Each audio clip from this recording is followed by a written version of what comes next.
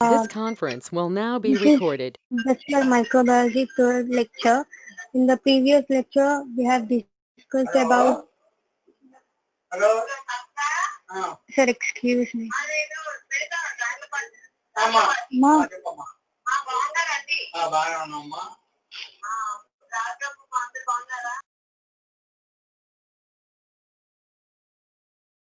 This conference will now be recorded.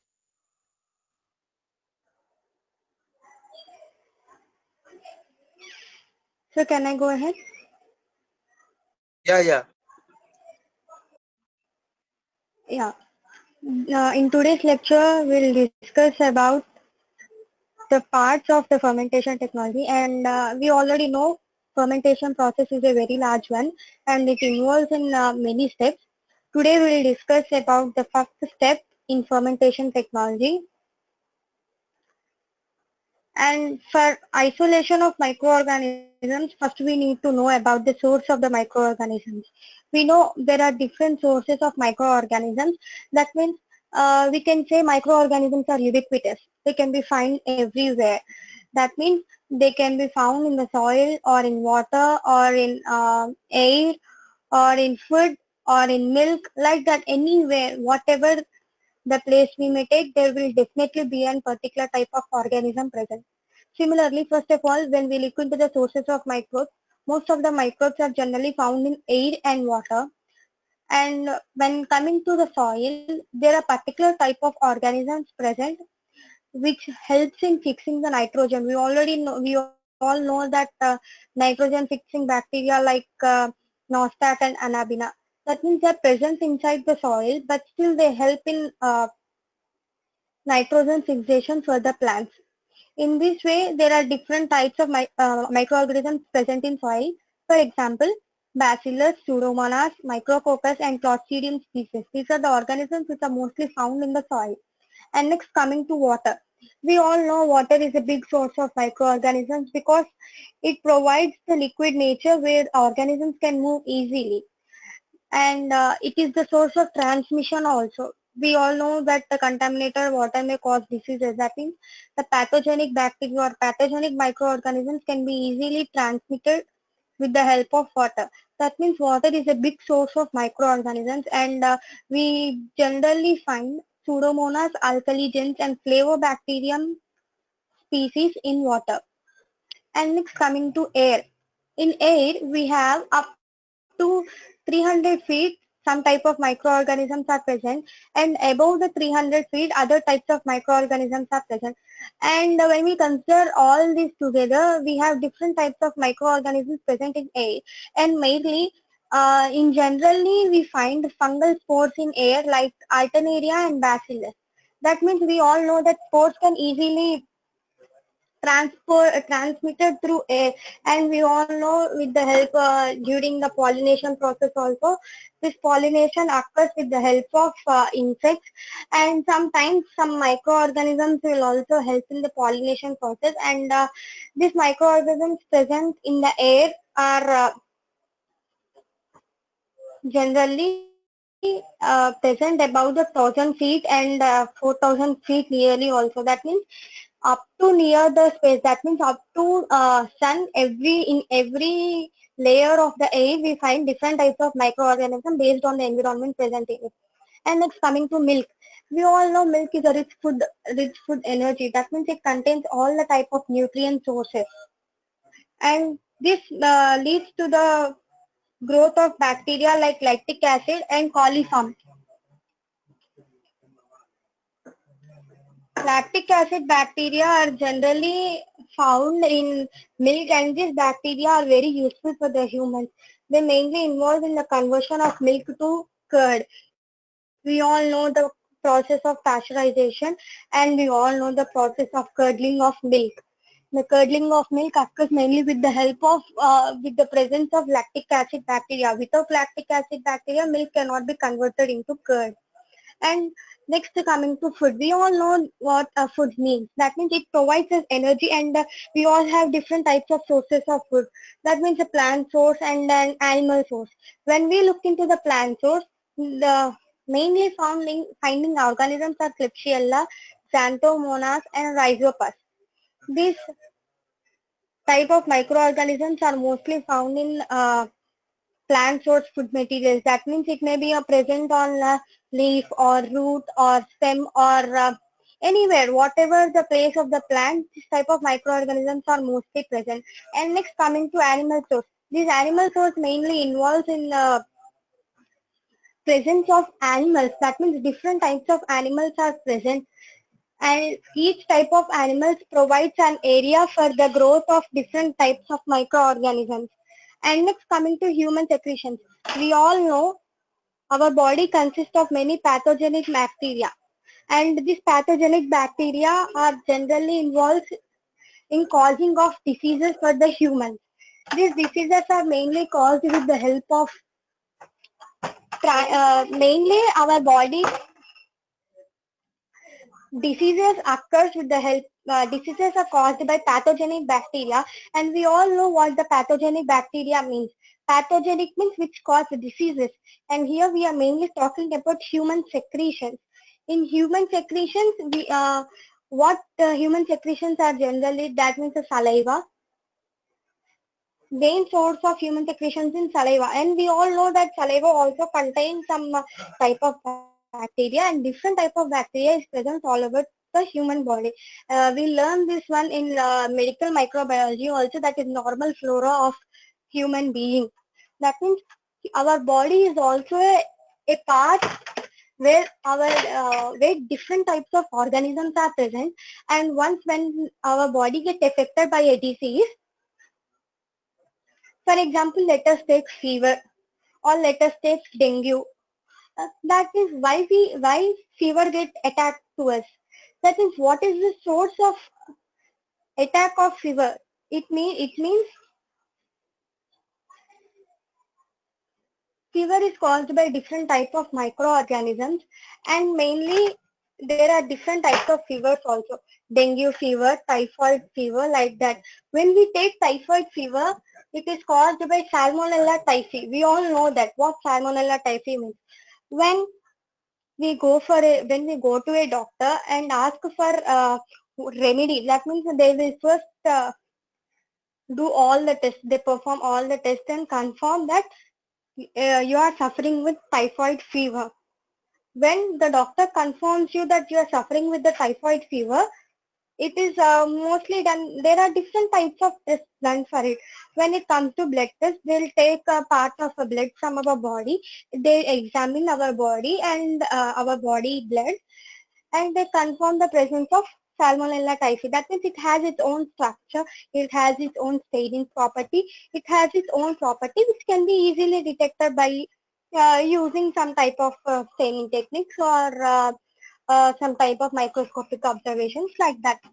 When we require a Salmonella typhi for growing inside, for growing in the in vitro cultures, that means for the growth of Salmonella typhi in the in vitro cultures for the development of vaccines, we cannot grow directly in the in vitro environment. We need at least one microorganism, and that microorganism can be extracted from our body. In this way, there are different sources of microbes are present in our living system. Wherever you go, whatever the temperature may be, there will definitely be a microorganism present in it. Even in the even in volcanic regions or in deserts or in cool temperatures, different types of microorganisms are present.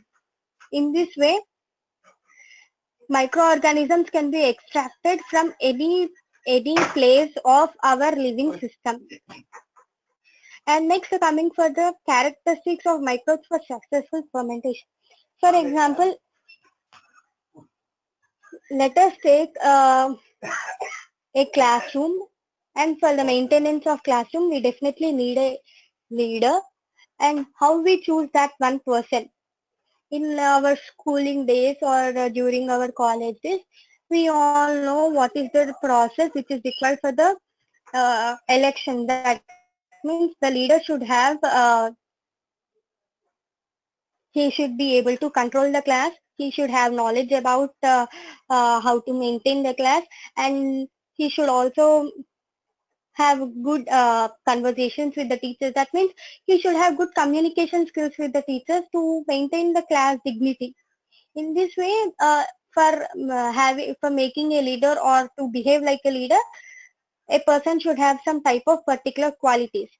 And for this purpose, when we are going to elect a leader, we note down this type of points for electing. And here we cannot immediately take a microorganisms and go for the fermentation technology.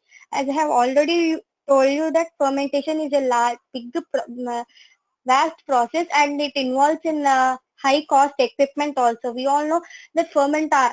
I have already discussed about the fermentar and what types of substances which are used and what are the structures which are present in it. So whatever the microorganism, we cannot take a simple type of microorganisms and do fermentation process.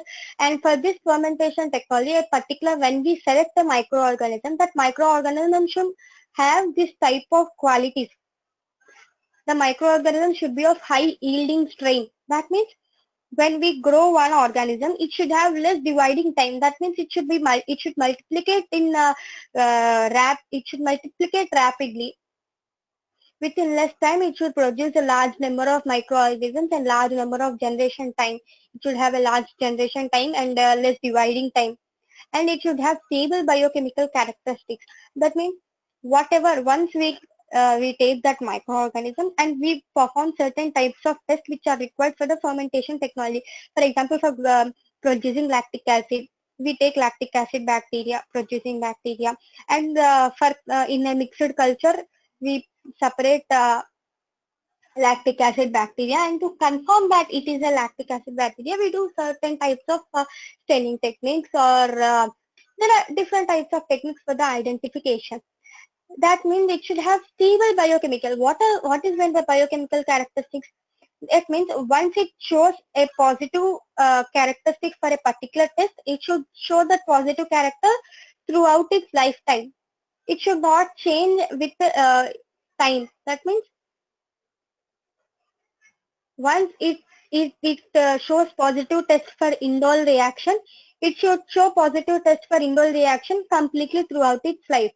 When it shows negative test for amylase test or like that, it should show negative for complete its lifetime. That means it should not deviate. That means it should have some particular characteristics which are maintained throughout its lifetime, and it should not produce undesirable products. And you know what undesirable products means, which we do not require during the fermentation technology. Sometimes due to the feedback inhibition process, they may be toxic to other microorganisms, or they may be toxic to the product produced, and it may completely damage the product formed in that fermentation process. It should be easily cultivated on a large scale. That means in the first one, high yielding strain and easily cultivation is somewhat similar, because easily cultivated on large scale means it should not have what we say. For example, let us take thermophiles. We all know what thermophiles means. Thermophiles are the organisms where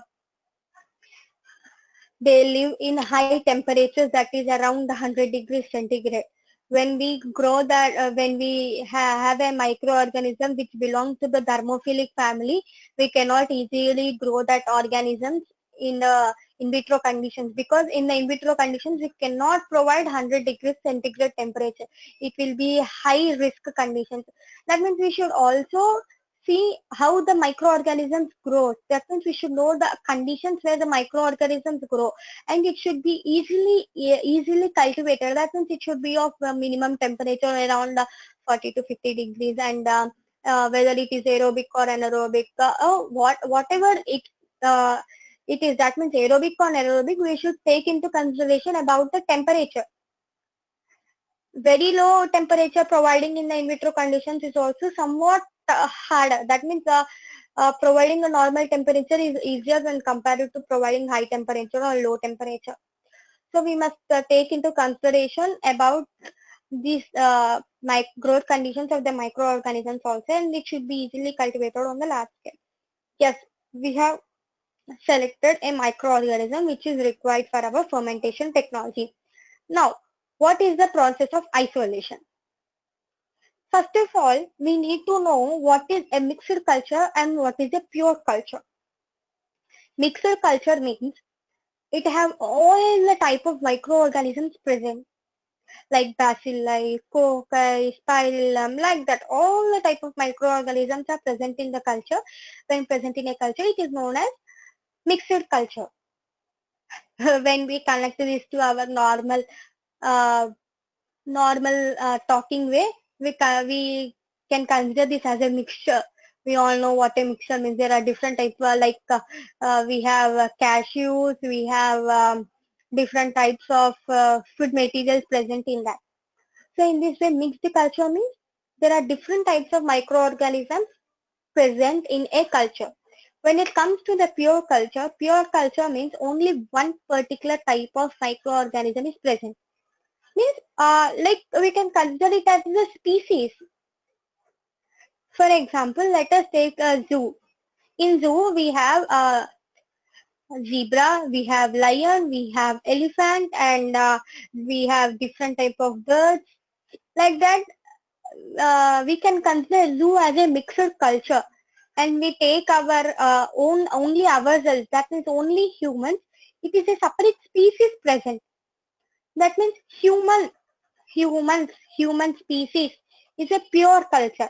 And when we go to zoo, it is a mixed culture. That means different types of organisms are present there. And in human race, only humans are present. No other organism is included in the human species. So humans is considered as a pure culture. I think you all got to know what is the difference between the mixed culture and the pure culture, and how the isolation of microorganisms is mostly done. Isolation of microorganisms is done by several different processes, and I have mentioned there that what are the different types of microorganisms present. Isolation techniques like streak plate method, pour plate method, spread plate method, micromanipulator method, and serial dilution. First of all, we will look into the serial dilution technique. This is the most common method which is required for isolating the microorganisms present in a given culture. The source of microorganisms, as I have mentioned previously, may be air or food or water or soil.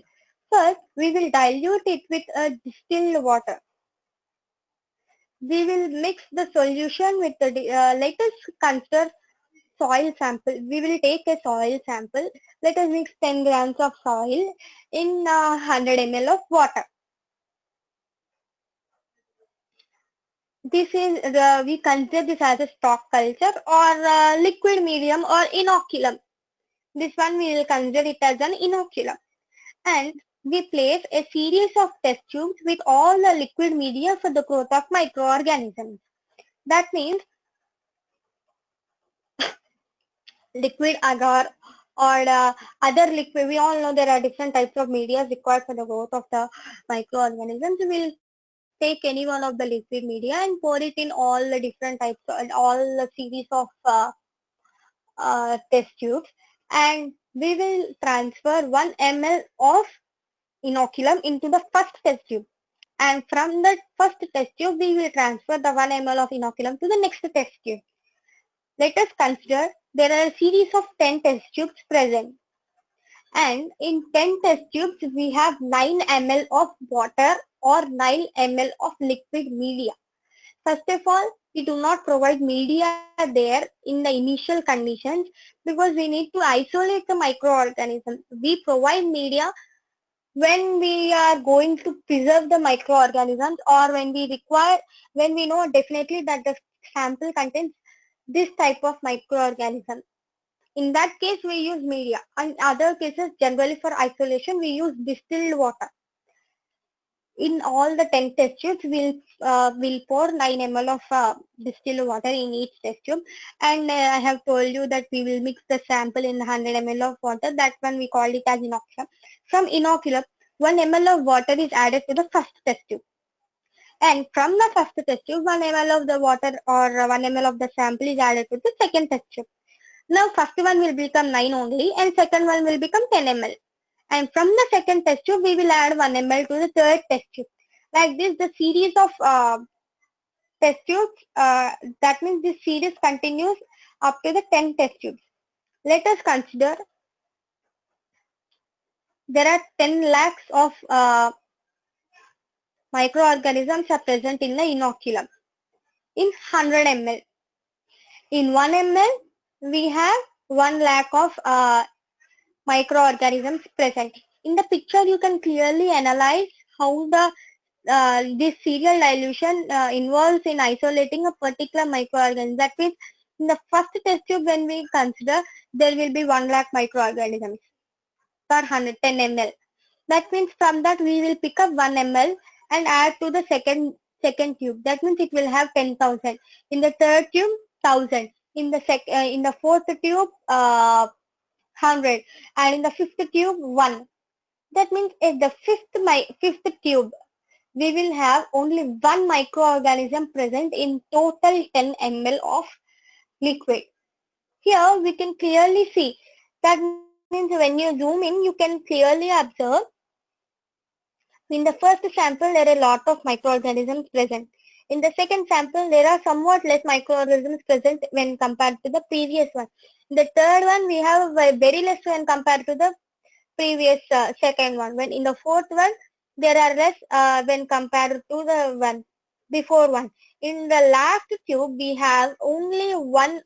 We do not have any colony, and in the one before last, there are only one type of colony formed. From this, we can clearly observe that the serial dilution, how it works. Transferring 1 ml of liquid from one tube to another will lead to the reduce in the number of water or reduce in the number of microorganisms present in it. This is the main technique which is required for isolating a microorganism, and I think many of you have done this serial dilution technique in our laboratories, and you can clearly, when we perform serial dilution technique perfectly without any changes in the minimum milliliters also. That means we need to transfer 1 ml. So exact 1 ml, not more than 1 ml or not 0.1 ml change also. We can clearly observe the change of colors of test tubes. The first test tube will be very darker and the last test tube will be very light, very light. That means it will look like same as water only. We can clearly observe the differences in the test tubes when we perform serial dilution technique. And this is the most commonly used technique for the isolation of microbes present in. Next, coming to streak plate method. This streak plate method is generally done by an inoculation loop. Inoculation loop is one which is made up of a nichrome wire. We all know what nichrome wire means. It is a mixture of nickel, chromium and manganese. We all know what a nichrome wire means. And this in nichrome wire, it is having a small rounded structure at its end. It will have a rounded tip at its end, and it is made up and it is connected with a handle which is made of a glass or wood. This is the main instrument which is required for the streak plate technique. In this streak plate technique, I have told you that it has a rounded end. That rounded end is known as a loop. With that loop is required for the transfer of microorganisms from the medium and streak it on the agar plate. See, in this picture, we can clearly observe how an inoculating loop is seen. And first of all, how this streak plate method or how this treated technique is performed. First, we all have a culture which is present in a test tube, which is generally sealed by cotton plug. We all know why we use cotton plug, because it do not allow any microorganisms to pass through it, and it provides a complete aseptic conditions, and it maintains the uncontaminated or sterile conditions. And for this streak plate technique, we generally need a Bunsen burner and a liquid medium. We in the first initially while performing streak plate technique only, we will generally heat agar. We all know why agar is found in the powder form and it is mixed with water and autoclaved for disinfection for the sterilization, and the autoclaved agar is generally poured into the petri plate and they are allowed to not allowed to solidify, but yeah, liquid agar is poured and immediately when the agar is in the liquid form only, our previous inoculum which is performed with the help of serial dilution technique, or generally we will mix a drop of tap water with the distilled water and mix it, and from that we will take a loop full of culture, that means loop full of water drop. Let us I told you we are taking here example of water, so that we'll take a water drop from it and we will generally streak on the agar plate. What is meant by streaking? Streaking means uh, let us consider this one to a drop of water on the floor. You are having a drop of water. When we draw the drop of water, when we just spread the drop of water like letter Z, the starting point of Z will have large amount of water and the final point of Z will have a very little amount of water. Or we can also consider this as an ink or any other substance we generally do with our hand wherever the water drop is present, like that. The first one will have a large amount of water and the last final one will immediately dry out because it is having a less content of water. And that means the area where we start the loop is having high number of cultures, and where we end the loop will have less number of cultures when compared to the starting point. That means when we need to isolate a particular type of microorganisms, it will be easier to separate and cultivate from the end point of the streak rather than the first point of the streak, because in the first point there will be high number of organisms and it will be very difficult to differentiate there, and in the end point it will have very less number of organisms and we can easily differentiate the microorganism we require and we can easily cultivate it, and in this way the streak plate technique is performed. Next, coming to pour plate method. In this pour plate method, bacterial culture and liquid agar medium are mixed together, and generally that mixture is poured into the petri plate, and this is also performed in the presence of a Bunsen burner. That means we need to uh, what we say we need to heat the mouth of the test tube, and while pouring also, and while pouring we need to have a Bunsen burner at the tip of the petri plate so that no contamination or no, that means no contamination will occur there, so that when Bunsen burner is provided, we are present there, it creates some type of sterile conditions for the transfer. And this pour plate method is also having some disadvantages. For example, let us consider biryani. We all love biryani, and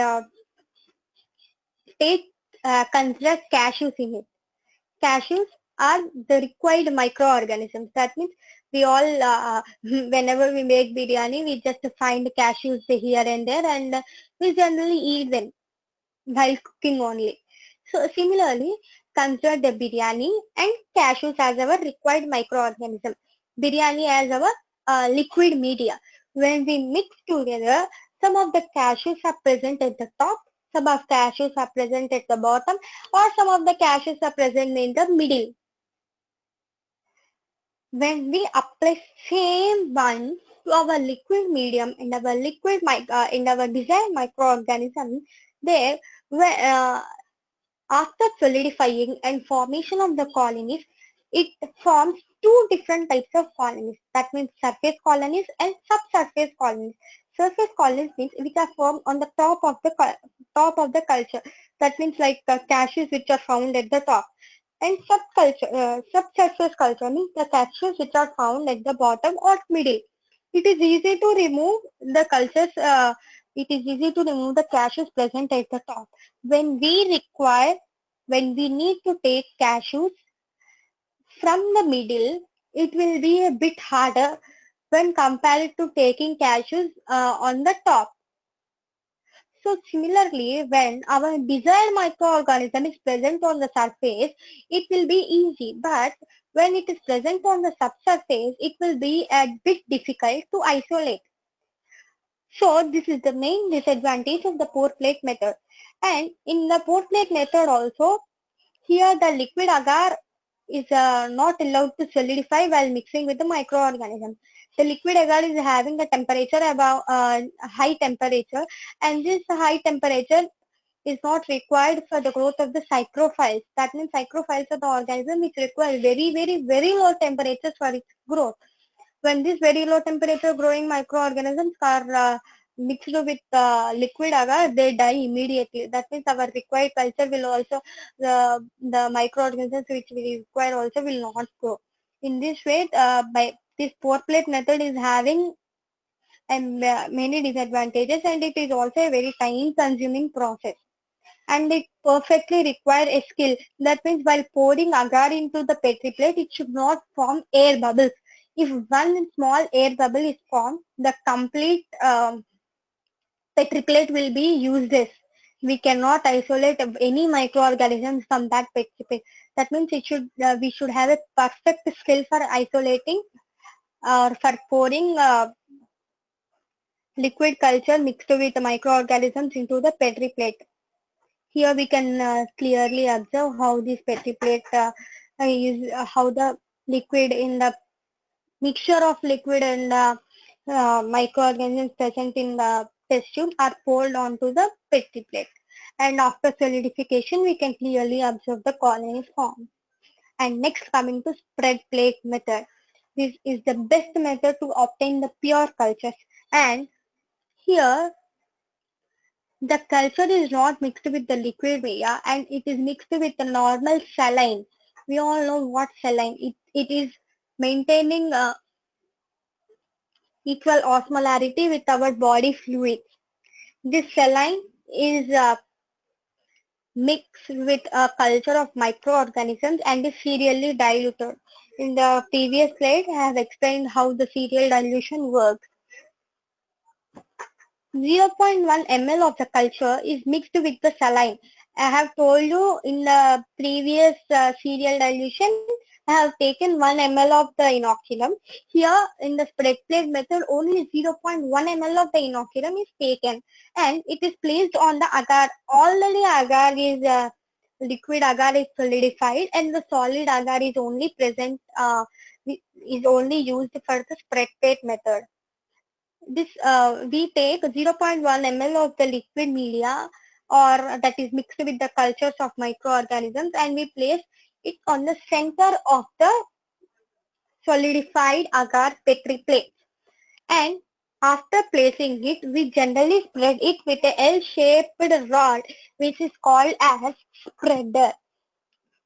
And when the plates are incubated at the room temperature, we observe different type. We observe colonies formed, and this technique is performed very easily, and we are not streaking inside, or we are not pushing the loop inside.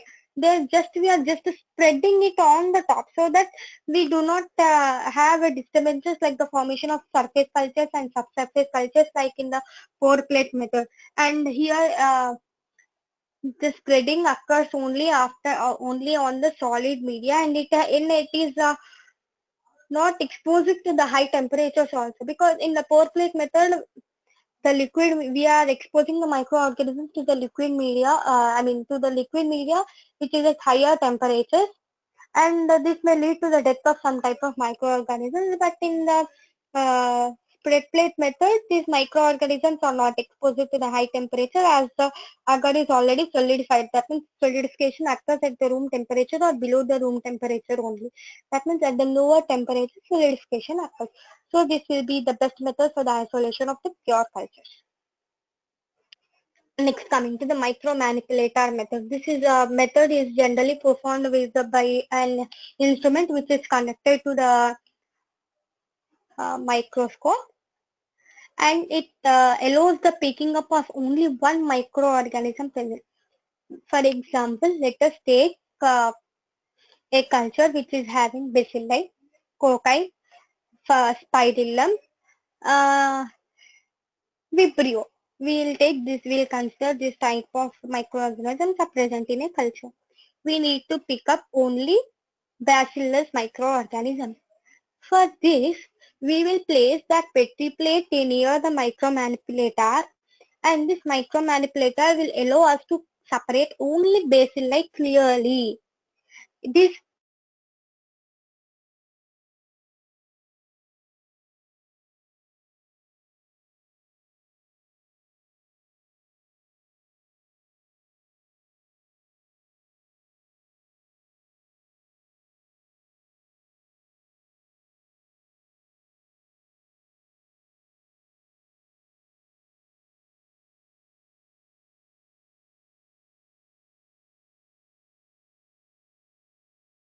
Hello.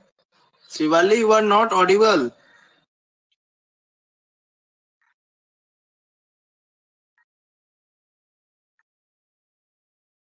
Shivali, just check your network connection. You are not audible. Sir, am I clear now? Yeah. You are audible. Now go Yeah. ahead. In this micro manipulator method, we can isolate only a single type of microorganism which is present in it. In a mixture, when we are having different types of microorganisms like bacilli, cocci, and spirillum, we can easily isolate bacilli from by using this method. That means we can we know what are the shapes of the microorganisms. Like bacilli will have a rod shape, cocci will have round shape, and spirillum will have a comma is like a comma shape. So we can identify on the basis of its structure.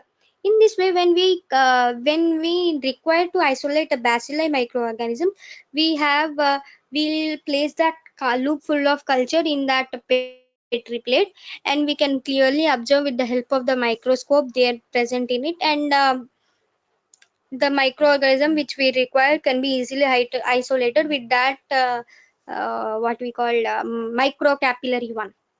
In this method, we can clearly isolate microorganisms which we require, and this micromanipulator method is a very costly. That means it is high cost equipment, and it perfectly required a skilled person to isolate. That means without any knowledge or how to perform this, how to use this micromanipulator, we cannot perform this technique. And for knowing that technique, we will also have some issues like uh, we will also have some issues while isolating a particular type of microorganisms. So we should have a perfect skill for isolation of microorganisms by using this micromanipulator technique. And this is end of my session. Thank you. And if you have any queries, you can comment.